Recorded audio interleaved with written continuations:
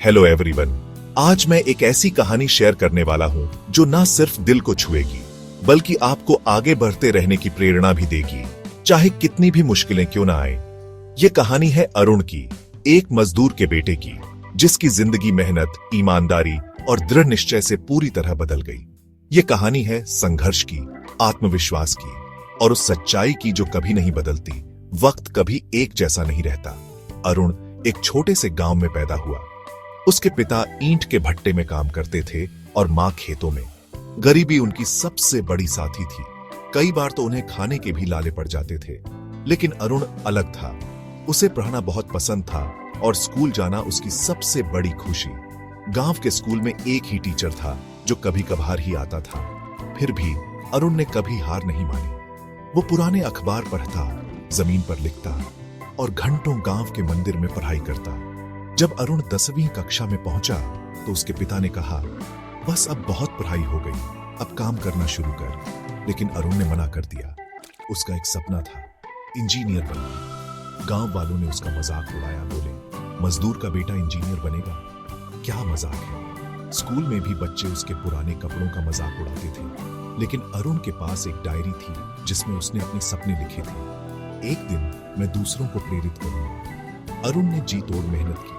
सुबह खेतों में काम, दोपहर में पढ़ाई और रात को गांव की लाइब्रेरी। वो 8 किलोमीटर दूर एक कोचिंग क्लास ज्वाइन किया। रोज पैदल चलकर जाता। उसने एक सेकंड हैंड मोबाइल फोन खरीदा और यूट्यूब वीडियो से मैथ्स और साइंस पढ़ा। 2 साल की कड़ी मेहनत के बाद अरुण ने एक बड़ा इंजीनियरिंग एंट्रेंस एग्जाम पास कर लिया, पूरी स्कॉलरशिप के साथ। पूरा गांव हैरान रह गया। जो लोग पहले हंसते थे अब उसकी तारीफ करते थे। उसके पिता की आंखों में प्यार था और मां की खुशी के आंसू बह रहे थे। लेकिन अरुण कहीं नहीं रुका। उसका सपना अब और बड़ा हो गया था। अरुण का स्टार्टअप reelnaguru.com पर बहुत भीड़ खींचने लगा। ज्यादा से ज्यादा गांव के बच्चे मोबाइल फोन से पढ़ने लगे। उसकी कहानी एक दिन उसे जिला शिक्षा अधिकारी ने बुलाया। अधिकारी ने सख्ती से कहा, सरकारी अनुमति की शिक्षा सेवाएं देना गैर कानूनी है। तुम्हारी वेबसाइट तुरंत बंद करनी होगी। सर, ये उन बच्चों के लिए है जिनके पास और कोई रास्ता नहीं है। हम कोई फीस नहीं लेते, ना ही सर्टिफिकेट देते हैं, बस पढ़ा दो। अधिकारी ने जवाब दिया, देश नाम से चलता है, भावनाओं से नहीं। अरुण के सामने 2 रास्ते थे, साइड बंद कर दे और चुपचाप अपनी पढ़ाई जारी रखे या सिस्टम और तालीम के बारे से जुड़े अपने सपने को जिंदा रखे। उसने फैसला किया। अरुण ने एक ऑनलाइन पिटीशन शुरू की। #RightToLearn सोशल मीडिया पर ट्रेंड करने लगा। पत्रकारों ने उसका इंटरव्यू लिया और देश भर के हजारों युवाओं ने उसका साथ दिया। आखिरकार सरकार को झुकना पड़ा। शिक्षा मंत्रालय ने अरुण को बुलाया, कहा, हमें तुम्हारे जैसे युवाओं की जरूरत है। हम तुम्हारे मॉडल को आगे बढ़ाना चाहते हैं।